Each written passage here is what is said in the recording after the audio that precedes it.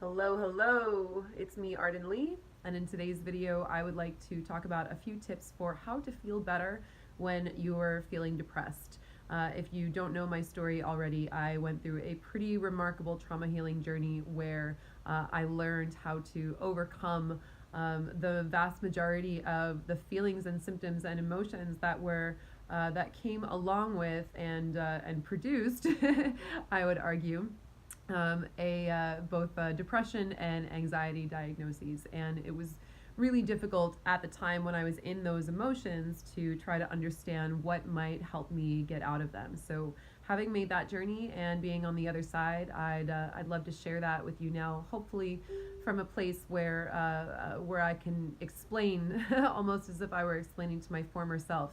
How to get out of that muck, that funk, and start to make that journey towards feeling better. So if you're not already subscribed to my channel, I would love to invite you to do so, because I love to talk all the time about how to solve these problems of emotional state, how to live our best lives, how to create realities in which we get to be happy and thriving and successful in whatever ways that means to us personally. So go ahead and like the video if you like it, and subscribe to the channel if you want to see more, and don't hesitate to leave comments and let me know what you want to hear me cover, because I'm always looking for what people want to see more of in my videos.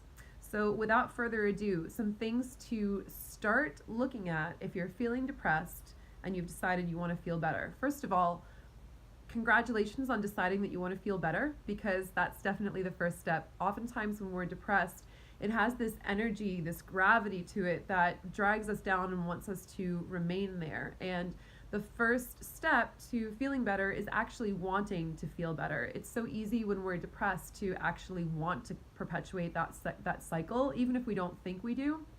The things that we continue to think and to turn around in our minds, and the actions that we continue to take are often against the best interest of our happiness. So if you're already here and you're searching for this video, you've already gotten the first step down. You're like, I want to feel better. Amazing, great. If you already want to feel better, you're already taking that step forward. Sometimes it takes us a while to get there, because if we need to experience and feel our pain and our trauma and our emotions and our depression so that we can acknowledge that before we move through it and release it, that's fine. There's nothing wrong with that. And getting to that point where you know the difference between staying in something in order to process it and understand it and feel it and let it move through, versus feeling something and being caught in it, like Artax in the Never-Ending Story, getting caught in the bog of sadness and just keep getting dragged down, and having that almost that neurological groove start to form, in which it gets more and more difficult to pull yourself out. That's kind of what that metaphor in that movie is about, in my opinion. Knowing that difference is really critical, of course. But if you're already here, I'm assuming that you already want to start feeling better. So there are a few basic self-care questions to ask yourself first off. First off are the simple things such as, have you had enough water today? Are you hydrated? Have you had something to eat? And these sound really simple, you guys, but how many times have I stayed in bed all day and just completely, almost like executive dysfunction, not able to... Virgil, get off the table right now. Sorry, my cat's on the table. No, don't do that. How many times have I stayed in bed all day and without taking care of my body, and the longer I stay in bed, the more I want to stay in bed and the less able to climb out of that depressive state I feel. And this even happens to me, this even happens to me now when I feel like I'm overall, doing better, is I still have to remember, I still have to remind myself that if I want to feel good, then I need to actually get up and start taking some actions, even if they're very simple, even if it's just a matter of getting up out of bed and brushing my teeth and making sure that I'm hydrated, whether it's a water or, a LaCroix that I have in my fridge. I like drinking LaCroix more than I like drinking water because it tastes better. I know that I might be not in the majority on that opinion, but a simple hack like that, like drinking water, sometimes can feel so self-punitive, It's like, it doesn't, a lot of people just don't think it tastes good or whatever. Fine, it's okay. Drink some iced tea, like without sweetener, drink some like iced herbal tea, like non-caffeinated, and, or, seltzer water. LaCroix will do just fine if that's your jam. And that'll immediately like kickstart you. Those bubbles hit my mouth and I'm like, wow, okay. I feel refreshed. It's a tiny step, but it's a step forward.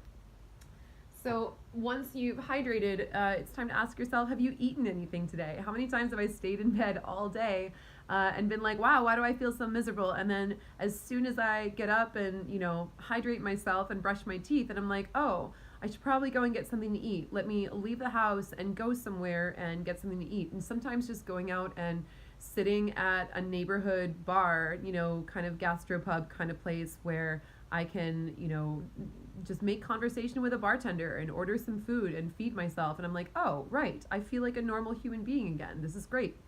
So make sure you're doing those things first. Of course, I understand as well that people who say like, oh, just get out and just like do something and exercise or whatever, they often don't realize what it's like. But I also know from being in that space myself that there were times that people were like, well, have you gone out and like exercised and gotten some sunlight today? And I would fall so easily into that argument of like, don't just tell me to exercise and get some sunlight and eat some healthy food. Like, this is depression, it's serious. All while I had actually been staying in bed all day and actually not going out and getting exercise and getting sunlight and feeding myself. So make sure that like before you completely throw out that argument, try to actually do those things and see if they do make you feel better. Because again, if you want to feel better, it's important to start actually trying things that will help make you feel better. And I understand where sometimes those things feel impossible to do in a given day when it does really feel impossible to get out of bed. And on those days, celebrate your small wins. Celebrate the fact that you were able to maybe get out of bed and walk around the block once. Celebrate the fact that you got up and you took a shower. Oh gosh, how many times have I stayed in bed all day? And, just getting up and being able to take a shower and put on clean clothes feels so much better, right? Watch a movie, if you can, one that's going to make you feel good. Make sure you're really being careful about the kind of media you consume when you're in that depressed state. But, watch something innocent, something like The Never-Ending Story, or something like maybe one of your favorite childhood movies that takes you back to that more innocent time and reminds you of that, that infinite potential. We tell those kind of fairy tales because they're really necessary for our hearts to know, what's that phrase? It's like, we don't tell fairy tales to warn people that dragons exist in the world. We tell them so that we can let people know that they can be conquered. I'm paraphrasing that, but whatever meme that was that floats around on Facebook or whatever, it's absolutely true. So watch a movie that makes you feel good, right? If you can stand it, if you can stand to just get out of the house and go somewhere that, where you enjoy the temperature, like maybe there's that fresh air conditioning that you feel on your skin, or maybe it's a matter of maybe you're somewhere cold and you want to go somewhere where like it's nice and warm and there's a lot of bodies filling the room, a restaurant where you can go and just like order that cozy like bowl of soup in the corner or whatever. Really think about what your body is craving at that point. Just getting out of the house and having, someone else making you something to eat can be really remarkable. Of course, the next thing too is to look at is of course exercise is important. I want to let you know though that when I was in my depression and I was like, exercise doesn't work, I was exercising in a really self-punitive manner. I was taking parkour and Krav Maga classes, and I was doing those things to empower myself, but there's no question in my mind that I was trying to empower myself against the trauma and the betrayals that I'd already experienced. It was that sort of like, well, if I just become invincible, then no one will be able to fuck with me. And obviously there was still so much pain that was under that. So I was getting up and getting out of my house, and I was leaving my house and going to parkour classes, like 2-3 times a week usually. But I was still depressed because my belief system was still in this cycle of, I'm getting up and I'm doing this so that I will be more worthy of love, so that I will be more worthy of respect. And of course, that was a myth. That didn't actually work. The other thing that's really important to know about at least for my journey where that's concerned is that I had been experiencing dissociation and desensitization from a very young age as a result of being abused when I was a child. So it was hard for me to feel my body. So even when I was exercising with this mentality of I will conquer my body. My body is something that is to be tamed, that if I just do these exercises enough, I'll get stronger, I'll get fitter, I'll get more capable. And I really wasn't tuned into what my body was actually feeling because I had cut myself off from feeling my body so much before, which is an understandable reaction to having undergone a lot of intense trauma. So I was exercising, but I wasn't doing it for any kind of joy of moving my body or feeling my body. It was actually, if anything, it was making things worse because it was placing a contingency of my worthiness and my lovability or my even respectability, not respectability like respectability identity politics, but that people would respect me if I were more powerful and stronger and more capable. So I was actually, in many ways, even though I was getting exercise, I was sort of perpetuating my depression just as a result of my beliefs around the exercise I was getting. So if you can try to move your body in the way that your body wants to move, if I had instead just like put on some of my favorite music and danced around my apartment, that might have actually been more effective than years of going to parkour classes, which were great for my strength and my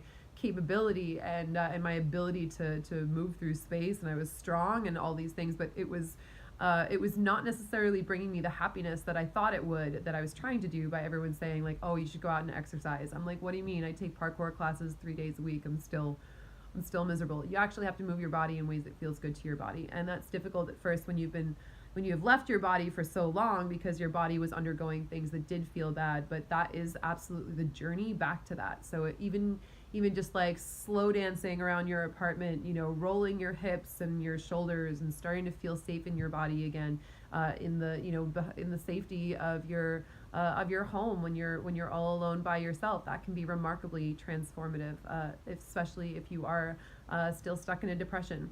Also, you're going to hear people tell you to go out and socialize and be around your friends, and that's good advice, but it's a little reductive because, again, there's two ways of taking that.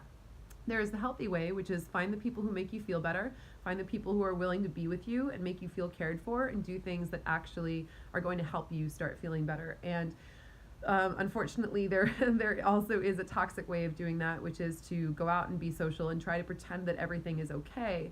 And you're going out and pretending that everything is okay, and it's actually just highlighting how alone you feel because you can't share your genuine experience with the people who are around you.